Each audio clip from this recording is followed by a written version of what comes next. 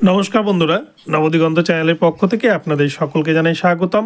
তো বন্ধুরা, আজকে সকালে গুড মর্নিং জানিয়ে আপনাদের জন্য এখন নতুন যে আপডেটটি নিয়ে উপস্থিত হয়েছি সেটি হচ্ছে এনআইওএস ডিএলএডদের যে মামলা, সুপ্রিম কোর্টে এনআইওএস ডিএলএডদের যে মামলা গতকালকে লিস্টেড ছিল, সেই মামলার স্ট্যাটাস কি, শুনানিতে কি হলো, এবং আজকেও কিন্তু এই মামলার শুনানি রয়েছে, কত নম্বরে লিস্টেড রয়েছে সমস্ত কিছু দেখে নেব। তবে তার আগে বলি, যারা প্রথমবার চ্যানেলটি দেখছেন আপনারা অবশ্যই চ্যানেলটিকে সাবস্ক্রাইব করে নেবেন এই ধরনের আপডেট সবার আগে সর্বপ্রথমে পাওয়ার জন্য। তো চলুন আমরা মূল পর্বে ফিরে যাই এবং সুপ্রিম কোর্টের অফিসিয়াল ওয়েবসাইটে গিয়ে আমরা বিস্তারিত আপডেটটি দেখে নিই।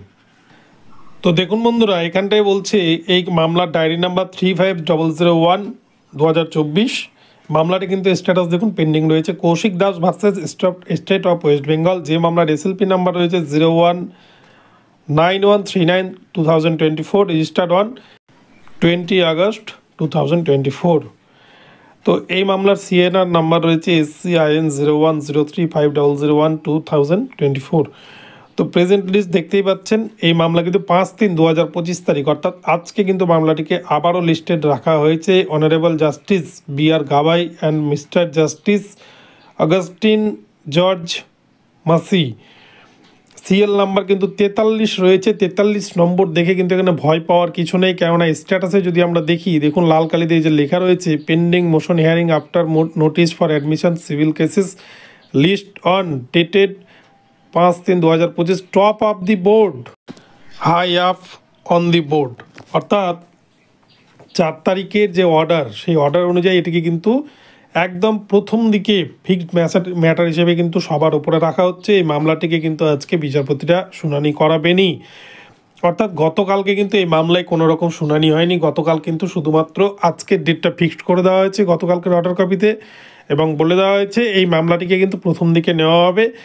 তো এই এনআইওএস মামলা আপনারা জানেন যে regular DElEd versus NIOS DElEd, 18 মাসের ডিএলএড ভার্সেস 24 মাসের ডিএলএড, এই যে একটা বিষয় এখানে উপস্থাপিত হয়েছিল। দীর্ঘদিন ধরে সুপ্রিম কোর্টে লড়াই হয়েছিল, তারপরেও কিন্তু সুপ্রিম কোর্ট এনআইওএসদেরকে প্রথমে বাতিল করে দেয় এবং পরবর্তীতে রিভিউ অ্যাপ্লিকেশনে কিন্তু এনআইওএসটা জিতেছে। তো পশ্চিমবঙ্গের এটা একটা এনআইওএসদের মামলা, যে মামলায় কিন্তু 9533 যে প্যানেল, যেখানে 2022 রিক্রুটমেন্ট প্রসেস, সেখানে এনআইওএসটা যেহেতু ইন্টারভিউ দিয়েছিল, তারা যেহেতু বৈধ, সুপ্রিম কোর্টের নির্দেশেই তাদেরকে বাদ দেওয়া হয়েছিল, আবার সুপ্রিম কোর্টই তাদেরকে বৈধ বলে ঘোষণা করেছে, তাহলে কেন তারা সেই জায়গায় সুযোগ পাবে না, এটাই হচ্ছে তাদের দাবি, এবং এই দাবি জানিয়ে কিন্তু মামলা।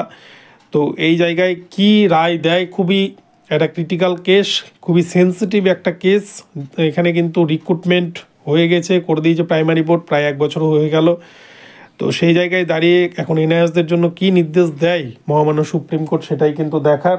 অপরদিকে আপনারা দেখেছেন গত পরশুদিন 2022 ডিএলএড মামলা শুনানি হয়েছে সুপ্রিম কোর্টে, সেটাও কিন্তু একটা সেন্সিটিভ কেস বলা যায়। তো এনআইওএসদের জন্য আজকে কি অপেক্ষা করছে সেটাই কিন্তু দেখার। যদি এনআইওএসদেরকে সুযোগ দিয়ে দেয় সুপ্রিম কোর্ট, তাহলে কিন্তু নতুন করে 9533 প্যানেল হয়তো বিপাকে পড়ে যেতে পারে, কেননা বোর্ড তো জানিয়ে দেবে যে আমাদের হাতে শূন্য পদ নেই, আমরা নিয়োগ করে দিয়েছি। তো যে কী হয় সেটাই দেখা যাক শেষ পর্যন্ত কোন দিকে এগোয়। তো বন্ধুরা, এখন এ পর্যন্ত রইল। ভিডিওটি ভালো লাগলে চ্যানেলটিকে সাবস্ক্রাইব করে দেবেন। দেখা হচ্ছে পরবর্তী ভিডিওতে। সকলে ভালো থাকবেন, ধন্যবাদ।